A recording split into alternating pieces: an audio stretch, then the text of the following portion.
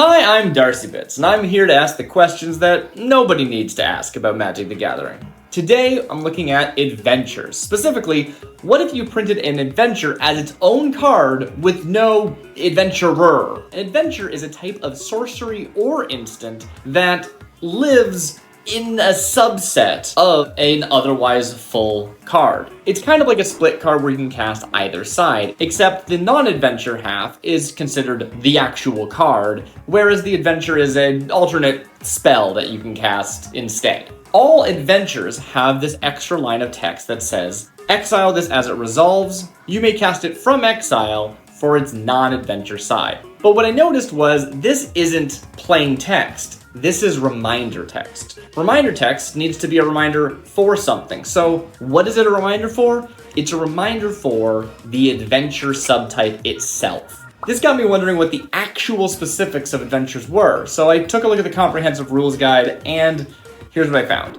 So I was hoping the rules would say something like, a spell with the adventure subtype is exiled as it resolves and may be cast for its full card version. I don't know how they would say that, but I wanted something along those lines and be able to say, cool, I'm going to cast this as an adventure, and then again as an adventure, and then again as an adventure, because it is the full card in this theoretical card we're imagining. But it turns out the comprehensive rules specifically call out that card that has an adventure on it, if you cast it as an adventure, exiles as it resolves, and then you may cast it from exile as a non-adventure. You're not allowed to cast the adventure part. So if you had a card that was all adventure, it would function up to the point where it exiles itself as it resolves. You just wouldn't be able to cast it from exile because there's no part of the card that isn't an adventure. When I got to this point in my investigation, I thought, all right, so there's nothing you can do with this. There's no cute thing I could invent of a full adventure card. But then I started thinking a little bit further.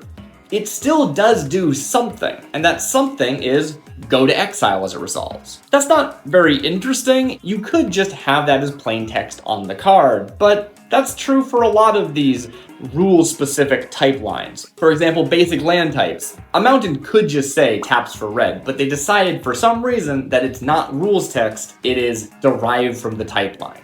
And this does have some interesting interactions in the full rules of the game, but it's pretty fringe and it is an odd choice. So, theoretically, we could use an adventure that forcibly exiles the card as it resolves. The first place my mind goes is the refrain cards. There are these two cards that end in refrain that both have this effect where the last thing that casting the spell does is exile itself with time counters. And then the spell itself is a suspend spell, so it will tick down the time counters because it has suspend, and then you'll cast it again.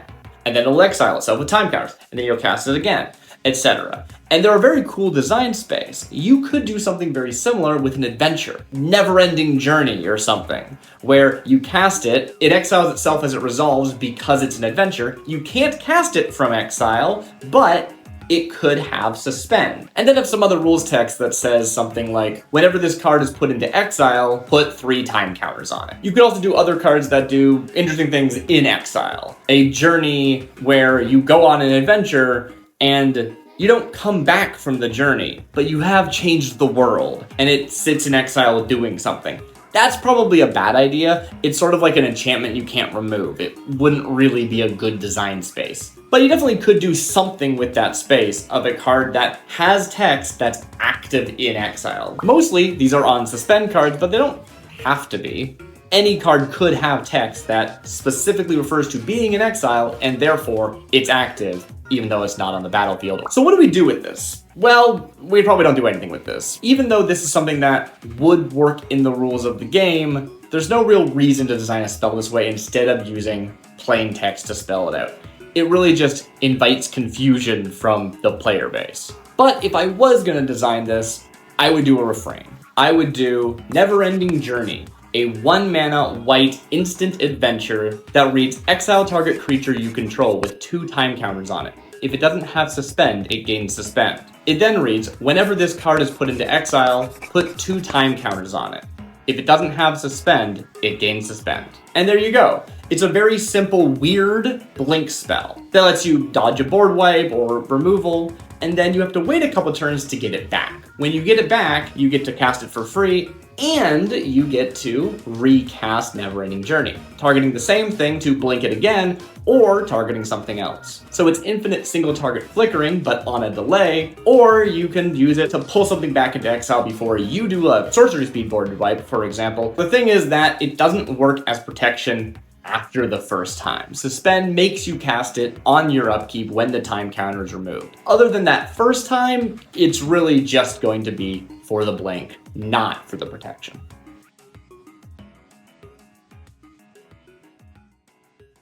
I hope this was something. I found it really interesting trying to figure out what adventures do, really, and could you make just an adventure card?